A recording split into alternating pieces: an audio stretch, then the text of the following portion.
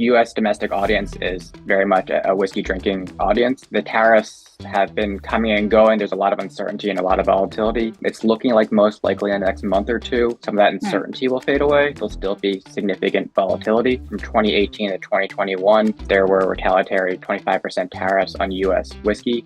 And that led to a 20% drop in exports to the European Union. And then the other market, not necessarily a geographic market, but then a price point target, focused on premiumization. The luxury market is going to be the most comfortable with absorbing costs.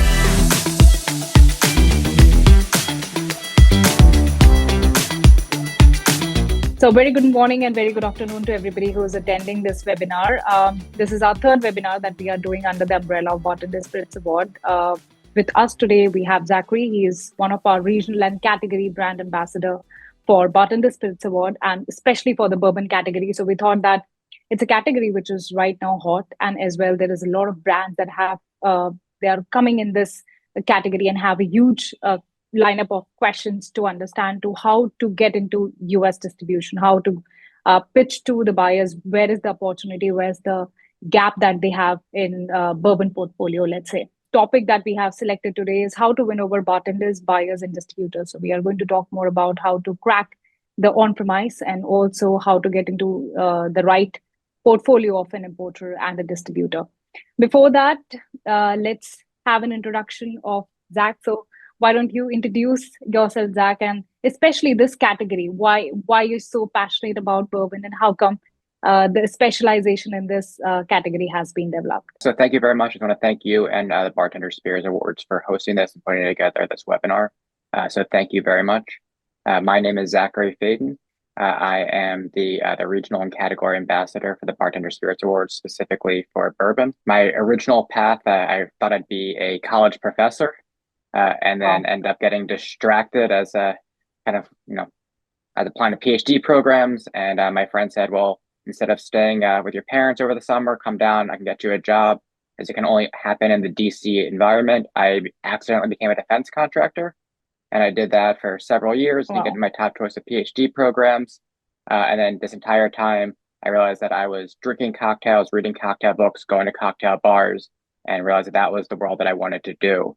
I then entered into the bartending world and was on bars and restaurants for the better part of a decade. And then now in my third year at the Bourbon Concierge, which is a boutique on-premise and then also e-commerce platform specializing in bourbon.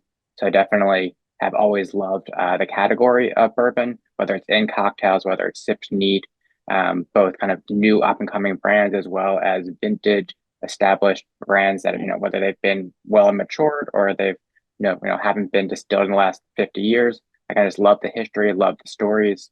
And I love selling it, drinking it, and talking about the industry. Amazing. So I guess the college professor, what you wanted to is very close to what we are trying to achieve with the ambassador role as well. We're trying to make sure that the education reaches to the consumer and the trade. So I think this is closer one step to what we're aiming for. So let's start taking up the questions, Zach. And these are the questions which mainly the brands who either into bourbon or have been entering has been asked from. So what are the bartenders and bar managers are looking for when they're selecting bourbon for their cocktail menus? Great question. It's kind of, when at the forefront of entering into enter on-premise. So I'm going to just do another plug for the Bartender Spirits Awards. So there's a number of competitions that the Bartender Spirit Awards put together, and they judge their spirits on a number of different categories, specifically mixability, balance and versatility, taste, mouthfeel, and finish, package, and value. So I think those 5 key overarching categories, I think it's a really good codification of the thought process of kind of how to evaluate the product. Additionally, kind of some more specific ones, just kind of flavor profile. Does it match up with, does it taste like everything else? Have you set yourself apart? A big issue also is proof. So that kind of goes into the mixability. Is it a little bit lower proof? Is it going to be kind of lost in a cocktail? Does it hold up to the dilution? Additionally, with kind of the modern cocktail taste, modern bourbon taste, for generations, 80 to 86 proof was kind of the standard. Now kind of the average American bourbon is going to be closer to that 100 proof. In Right. cocktails, you're probably still looking at 90 to 100, 90, 95. Right. If you're sipping it neat, then you're kind of looking at a large craze recently has been this hazmat or 140 plus proof bottling. And I don't think that's necessarily going to be the best way to get large distribution or large premise, but you definitely gets a lot of buzz and definitely kind of gets, your brand talked about. I think one of the biggest factors is versatility. Does your bourbon work in multiple cocktails? Does it work in multiple formats? I think also if you're approaching individual buyers, you should know their programs, what they're looking for. Are they a dive bar? Are they fine dining? If they're a larger hotel chain or a large franchise chain, they're probably looking at something. Do you have a national or international distribution so they can have the same products at all their locations? Is it a farm to table, very local, chef driven? Or, do you have a connection to their land? Do you have a connection to their sustainability methods? Sometimes if your product is more expensive, but it has a better story, definitely work on that. The story of your product can very, very much help get you in the door. So kind of just figure out kind of who is your buyer? What are they looking for? What is their story? And do you fit into that narrative? Not every bottle should be at every bar. And I think you're going to need to figure out and just do the research ahead of time, make sure that you're a good fit for them. Distributors kind of, they're there to help you, but also how are you there to help them? And I think you very much need to kind of set that up and establish that and, have your value added. And have that kind of lined up, have your fact sheets, have your sheet talkers, and then also just be able to have the data behind it. Another thing that just goes way further than you may think is just having samples. So if you just have just a well-professional sample you can provide, so not only do they, take your presentation, your pitch deck, they can also have some whiskey to try. You can have some bourbon to try for their regulars or to try for some of their customers. And the proof's in the pudding. If you have a really good product and people can try it, they're going to want to buy it. How much does the credential or any awards or any medal wins that they have matter to a buyer? So, for example, if you're looking to two of the samples and if you see that, okay, fine, this has won some award or some sort of a recognition, how much does it influence the decision, or do you still go with both the samples equally with the same mindset? So, I mean, all things being equal, if they're both good products, I'd go with the one that has the award. It already has a built-in, publicity. It already has the recognition. It also has been recognized by others in the industry. So I do think that having the award recognition, having the ranking, the ratings, whether it's a numerical rating or a gold rating, definitely helps. Just because all things being equal, the one product has an award-winning edge mentioned, the other one doesn't. Packaging is still understated, or do you think packaging is equally one of the very important criteria when it comes to packaging? I think still is important. Both in terms of just does it catch your eye. Off premise, I think packaging is a little bit more important. For on premise, you don't always see the bottles. But one thing that is very important as a former bar manager, it's just kind of silly things that I would sometimes make a determination to either carry or not carry a product is, does the bottle fit a speed pour? Does the bottle fit in my speed well? Does my bottle fit on my shelf? So if it's an unusual bottle shape, if it's hard to hold, if it's hard to pour, if it's just logistically compromising, there'd be times where I've said I wish I would use that bottle. What's the best way to pitch bourbon products to distributors who may already have a crowded portfolio? So I mean, I think whenever you started a brand, you had to ask yourself this question. You knew that bourbon was a crowded field already. So you had to ask yourself this question: what am I doing that's different from that? What am I doing that's better than the current field? So if you don't already have that answer for yourself, I think you definitely need to put work into looking at your brand and knowing who you are. And then when you go to distributors, it's not just what they can do for you. Yes, they expand your reach, they expand your sales, but what can you do for them? What do you offer that's different for them? So you should have in your elevator pitch, in your pitch deck, you should have what is your differentiation. So what's your unique selling propositions? What do you have? And then additionally, kind of just more than that, what is your story? Every other brand is bourbon. Every other brand, though, is not yours. What is your unique story? Who are you? Where did you get your recipe? How did you come to this? Who is involved in it? What is the story that you're telling? Are you based on certain brand ethics or values? Is it just you're trying to relate to a particular crowd or subset? What is your story, and push that? And then I know a lot of people that get into bourbon got into it because they love bourbon and don't necessarily love math, but data that you can ever provide definitely will set yourself apart. If you have market research, if you have sales projections, if you've already done any sort of analysis as to who your target audience is, I mean, you're bottle probably won't be drank by everyone 21 to 100. It probably won't be drank by anyone from, every tax bracket. Who are you looking for? What locations? What settings? Who are you targeting? And let your distributors know that. Right. I think if you have any sort of success stories in your home ground, in your home market, I think mentioning those also makes a lot of difference, because you might have done good in one market and your strategy might have worked, and it high chances that the same strategy might work for the distributor as well while selling your product. So I think success story does help to a little bit place your product in front of distributor. Very much so. I mean, I think that just like a Rolling Stone gathers no moss. Correct. The hardest win is the first win, and then once you get Right. more wins, you get more success, you get more momentum. And then also, just kind of to be a little cheeky with answering this, sometimes if you are getting difficulty in getting presence with distributors, there's also the opportunity to do direct to consumer, to find an e-commerce partner, to try and get to get your product out there, to build up your clientele, to build up your market share. And then once you can have that proven data, like, oh, here in the last year, we've sold X number of cases to this market. We don't have a distributor there, but there's definitely interest there, that you can go to the distributor. Like, this is why you need us. So I think that the opportunity of having a direct to consumer e-commerce partner definitely helps. I mean, my off-premise store, we ship to about 40 states. Definitely kind of help kind of get products in front of people.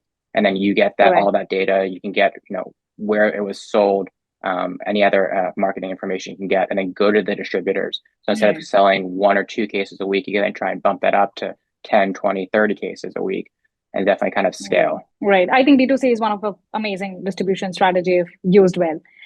You touched upon this point, like storytelling and branding can be one of the USP for bourbon brands. Now, what elements should a compelling brand story should include? Yeah, certainly. I mean, I think the biggest thing is honesty. Just be transparent. If you have a great story and it's not true, someone's going to find that out, and that will destroy your, it will destroy your authenticity. It will destroy your brand. What is your heritage? What is your history? So I mean, like, what brought you to bourbon? Was it a family enterprise? Was it a passionate one? Were you a musician that always drank bourbon at every tour, and then you spent the last several years, working on this brand? What's the craftsmanship in the process? Are you working with a specific, do you have a distiller or a distillery? Are you contracted? Are you just entirely sourced? All those are entirely viable as long as you're transparent about what it is, why you're doing it. And then also just like, does your product have a sense of place? In the wine world, there's so much talk about terroir. Does your product have terroir? Can you identify with a sense of place, a sense of people?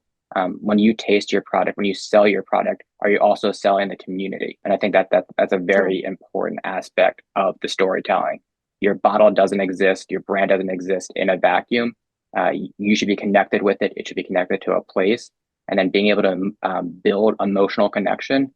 I mean, brand loyalty, all the studies are generally showing that there's significantly less brand loyalty in younger generations. With that said, if you can get an emotional connection there, for them to support you, support your story, support your values, and to support your brand as an extension of their lifestyle choices, I think that's a huge value added for your product. Amazing points. Great. I mean, are there specific flavor profiles or styles of bourbon that tend to perform best in today's cocktail culture? Anything that you might have seen from past 1 year, something which has been working and it's in demand right now? Certainly. So I mean, I think we're getting to a point now where the emphasis on classic cocktails is starting to lessen. It's still kind of the basic building blocks of modern cocktails. So I think for those, generally, like I said, just having a decent proof point, so about like 90 to 100, so that still holds up well in a cocktail with dilution. You're still doing it. In the last few years, I've been seeing a really big emphasis on secondary cask finishes. I think that's a really good place that smaller distillers, especially smaller brands, can set themselves apart. If a large brand wants to do a secondary cask finishing, they're going to need to buy hundreds or thousands of barrels. If you're a small distiller, you can put out, a few barrel blend. You're going to be getting, specific sherries or port finishes or wine finishes, beer finishes. All those, can't really be scaled quickly for a large international brand. But for a smaller, more nimble brand, you can definitely have really fun cask finishes that just sets your product apart. People are like, oh, well, I tried, your cask, lineup. So I mean, like Penelope is a great example. So I mean, they're definitely not a small player, but their LTOs and their limited cast finishes very much drive up the prestige and the value of the brand, and then their core lineup is then sought after as well. So I do think that that's a really good issue. In terms of just taste profile, I mean, it kind of depends on the cocktail, kind of depends on the program. So I mean, like you're always going to want to have some of those like wonderful oaky notes. You're going to want that vanilla, whether you want a little bit more fruity, stone fruits, cherries, or a little bit more kind of like chocolatey char leather is going to be kind of very dependent. But when you taste your product, you want to know that it tastes like bourbon, even with the secondary cast finishes. You shouldn't try and be hiding the product. And then the last few years bourbon, it's now going to be liqueurs or bourbon, kind of depending on where that you are legally. But I mean, like cinnamon flavor, peanut butter flavor. So they're definitely, people like to, judge them. At the same time, you look at their sales numbers, they're juggernauts. People like them. They sell very, very well. I mean, cinnamon flavored, peanut butter flavored things, they're everywhere. But then again, do you have something that you can offer that is distinct enough and better than what's currently on the market in order to enter that?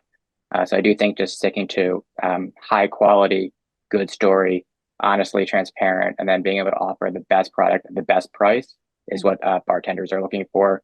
And then having a number of variety of flavor options in those different buckets. I think the most asked question, how have tariffs on American whiskey impacted bourbon sales internationally? And what can brands do to navigate these challenges? I'm sure you can just touch upon to where do you see the bourbon market opportunities as well, so people know that even if they want to come to US, there are multiple states and everywhere the laws are different. So which market do you think it's good for them to enter first and try first before making it common for the entire US? US domestic audience is very much a whiskey drinking audience. The tariffs have been coming and going. There's a lot of uncertainty and a lot of volatility. It's looking like most likely in the next month or two, some of that uncertainty will fade away. There'll still be significant volatility. Past doesn't directly predict the future, but from 2018 to 2021, there were retaliatory 25% tariffs on US whiskey. And that led to a 20% drop in exports to the European Union. Right now, as of last week, the European Union has delayed their 50% tariff. I have no idea how that would correlate to a loss in exports. So it'd be double the tariffs. I'm not sure if we'd be looking at directly 40%, 30%, 50% export losses. The current US administration, though, has threatened a 200% tariff in response. The European Union has a number of a suite of options available in terms of protectionism, in terms of retaliation, and no one really knows what those are and what those could be. As same with the US administration. So as to the particular numbers and how it's going to play out, basically it's going to probably not be great. But there are ways to navigate those challenges. I do think that if you're already in the US, if you're already making a bourbon in the US, I think just doubling down on the domestic audience is going to be probably the easiest option, at least in the short term. I do think that there is a large audience for that. We've already seen the Canadian tariffs. There's definitely starting to be more of a Canadian nationalism and a sense of pride or rejection of American products. That might be a little bit of a longer issue to repair there, but and just kind of navigating the challenges. I think also diversification of markets. So definitely, I think the US is still a strong one. Don't know what tariffs are or will be, but Latin America and Asia are two emerging markets that would definitely be worth pursuing. No one really knows what the international macroeconomic policy is going to be about those, but I think those are two areas that are definitely emerging markets. And then also, I mean, just whenever you can just have efficiencies, supply chain optimization, they won't make up the loss of the tariffs, other retaliations, but any little bit does help. All those aggregates do add up. So I mean, one thing to possibly consider, it would be an upfront cost. You also have potential backlash of the US domestic market, but transitioning to a bottling line of only doing 700 milliliters. So it would be you'd be able to present that in the United States, to Europe, the rest of the world. Your freight shipping, each bottle is going to be lighter, it's going to be less for shipping, definitely kind of adds up there. And then also, like if you're a member of an organization, if you're in the United States, talk to Discus, talk to your Chamber of Commerce, talk to your mayor, your local officials. Advocacy and lobbying are going to be very, very important. Every news story, every person in America knows the price of eggs, bacon, and gas. Don't know the price of bourbon. They don't know the impact. They don't know that bourbon is sometimes made by mom and pops. Sometimes they're medium-sized companies, sometimes they're large companies, but they are part of the American economy. They are part of the global economy, and there are faces associated with it.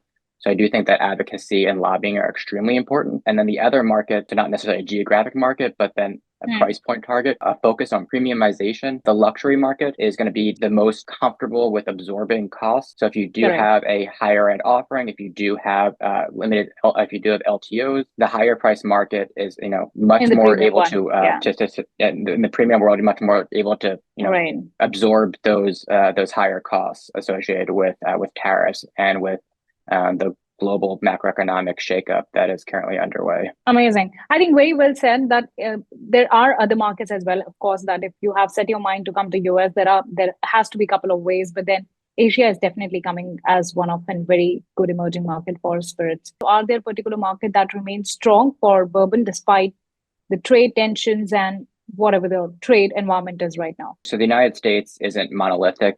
There's 50 states and significantly more than 50 jurisdictions when it comes to alcohol. I'm in Washington, D.C., and in like a 10-mile radius, you hit about 5 different regulations, excluding embassies. So it gets rather difficult. Anything I say, run it by your legal counsel first. But I mean, some of the big markets are always going to be doing well. I mean, you have New York, California, Chicago, Miami, Las Vegas. Those are always going to do well, or as well as any of the markets are going to be. Then at the same time, counterintuitively, depending on what your product is, if you have a connection and a story, if you can connect to a smaller market, so if you can, smaller fishbowl, but you can be a larger fish in that market, and then get a presence in the US, get a presence in a market and expand from there. And then also, as I mentioned earlier, if you can get into collaboration with an e-commerce platform and do direct to consumer, that allows you to just do a central fulfillment, reach 30, 40, 50 states, and not necessarily have to have a huge amount of logistics, supply, and cost upfront to already build those markets. And then as you get market research from your DTC, you can then invest building brand reps, building networks, reaching out to distributors in those markets. What are some innovative ways that bourbon brands can create value for buyers and distributors beyond just taking care of the price and the product quality? Yeah, definitely. I think that just viewing your brand holistically, it's not just a bottle on a shelf, but taking it out of the bar, taking it out of the liquor store, taking it into the community, and just kind of figuring out who that is. Like, whenever you can offer knowledge or training or your story or experience, if people have a connection to it, it's not just, I didn't just have this brand at the bar. It's, oh, I went to this event, I went to this pop-up, I went to this event, and I had that connection.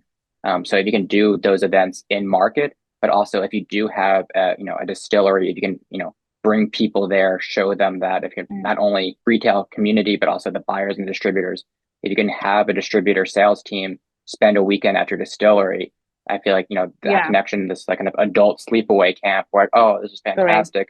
We did these X, Y, and Z events. We drank their product. I talked to the distiller. Oh my God, did you talk, like, he's been making whiskey for 60 years. And then oh, their new distiller, she's only 30 years old and absolutely amazing. And you have these connections, you put faces to bottles. And then also in market, yes, if you can spend money on doing events, doing pop-ups, doing tastings, connecting it to outside of just the usual thing. So yes, whiskey dinners are great, but also are there car dealerships that you can reach out to, golf clubs? Are there other community events that can do that to show the versatility of your product, not just in the mixing world, but also just in your lifestyle? That it's not just at the bar, at dinner, but it can be at a number of different events, a number of different organizations. Look at some of those more successful local stores, seeing if they can do there. Just drive foot traffic to the stores. They'll appreciate that. You can get your brand penetration market out there as well, and your recognition. I think that's very, very important. Do you still think that making a presence online is also sort of a great support program that you can help buyers and distributors with? Let's say a strong Instagram account or a great Twitter page or something like that? Very much so. I mean, I think that the value of even just a basic website is overlooked. If you just throw the brand name into a search engine and you can't actually find that product, all the information you're finding is by places selling it. It seems to kind of just get lost in there. But then also I do feel that it's a great ROI and just having a social media presence and being able to then also then looking at the value of, digital advertising versus traditional advertising, you get a much greater return on investment on digital advertising. So if your brand does still have money in advertising trench, to be able to put that into Meta ads or Google ads, are going to put those out Right. there.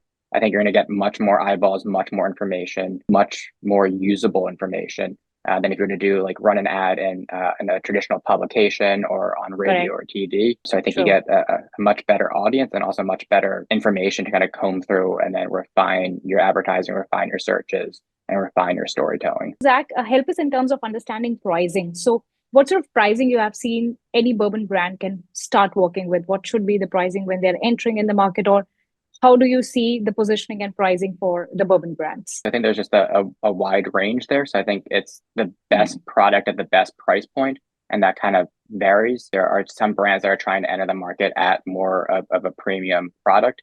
So you're looking at like their entry levels being $80 to $100. There are some that are trying to get in just much more kind of more or less everyday drinkers, your workhorses, just really good high quality.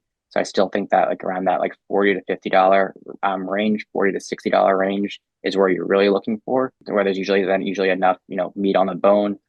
Under 40, there's a few products that I've seen in the last few years that have been able to pull that off successfully. But I think that gets a little bit trickier with initial products. So I think like that $40 to $60 range is probably where you're looking to enter most of the market. 80 to 100 for a little bit more of a premium, like kind of like core lineup.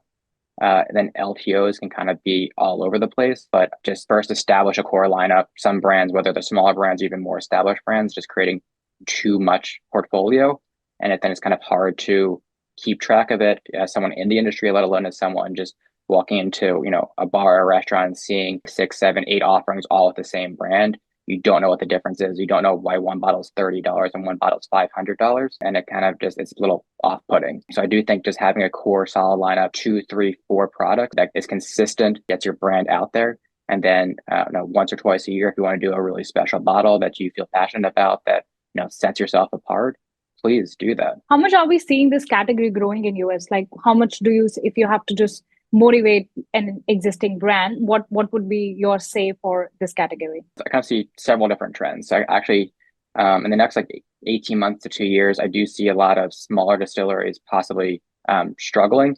Actually, the younger generation is drinking less. The economic situation definitely has an impact. So I think it is going to be very, very tough. I do see, what we saw in the craft beer world, I think might be a somewhat analogous to the bourbon world. I think that there might be absorption by larger corporations. There might be them coming together. And then unfortunately, I think there might just be a chance of failure, actually. I mean, which is unfortunate, but I think it is true. And I think that there's going to be, like, there's all these been reports that are kind of lacking a lot of context. They're talking about how there's a glut of American whiskey. So there is just a large amount of whiskey. And I think that there is going to then be a lot of products and a lot of companies that are going to be competing on price point, especially if they're all sourced whiskey from some of the larger players. What sets you apart is going to be, you don't really have that story. It's all coming from the same place. Your packaging, you don't really have to spend too much more on that. So that's going to be kind of, can you get the price point? Can you get the relationships with the distributors and be able to get your market share? And then on the other end, I do see probably for the next like 5-10 years, projecting it, I do see the premium market growing. I do think that there's going to be a lot of really good, lower price options. I think it's going to be kind of a golden age for the consumer. And then at the high level, I think there's going to be significantly more higher end bottles. I think in the next few years, you're going to start seeing kind of, I think, auction prices kind of set and established bourbon prices where the Scotch and Japanese market did several years ago. So I think you're going to start seeing 6-figure bottles of bourbon, which while people aren't necessarily going to be, launching a new product at 6 figures, definitely, having that as, that's an acceptable price point for an American bourbon product. Then like all of a sudden looking at $100, $200, $300 product becomes much more reasonable. It's like having the most expensive wine on your list. Maybe you don't sell it, but maybe the second most expensive wine you do. And then kind of having that, gauging your expectations of kind of what is the value of American whiskey. And it's not just a $20 bottle in a plastic bottle on the bottom shelf. It can be, $100, $200, $500. And I definitely think that as the luxury market, as the premium market expands, I think that is going to be able to kind of anchor perception and allow newer product, more modern product, and newer brands to then also be able to have higher level offerings as well. Nice. We've got one question for you, Zach. So what is the importance of age to on-premise establishments? America loves age statements. Leaving the bourbon world is going to the Scotch world. There's so many people that think that a 12-year-old is better than a 10-year-old, an 18-year-old is better than a 15-year-old. America loves age statements, which is only indicative of how old it is, not how good it is, not the quality of it. And then also counterintuitively, one of the most popular brands the last few years is Blanton's, which is famously hasn't had an age statement since 1984, and people love it. So I do think that if you have a really good product and people latch onto it, you don't need to have an age statement. You don't need to have a high aged product. Entering in below 4 years is tough. Unless you're aged in a warmer climate or able to get more kind of milling and expressions there. I think young rye definitely is going to be much more noticeable than young bourbon. And then like, if there's also a lot right now, like 6 to 8 year old offerings, 6 to 9, 6 to 10-year-old offerings. And there's a good quantity of those. So if your product isn't significantly better in quality, I do think you need to be able to offer and kind of compete at that age presence as well.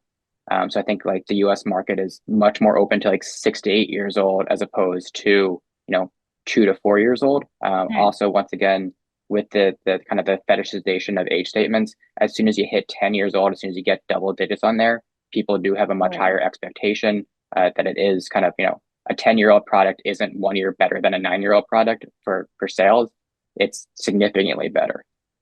So if you are able to source or distill or wait and get something to hit a double-digit age statement, that works, yeah. I mean, obviously you need to, run your finances. You need to, check on everything there. Also, just, maybe your 8-year-old just drinks significantly better than your 10-year-old. But I do think just having a double-digit age statement is very appealing to the U.S. market in general.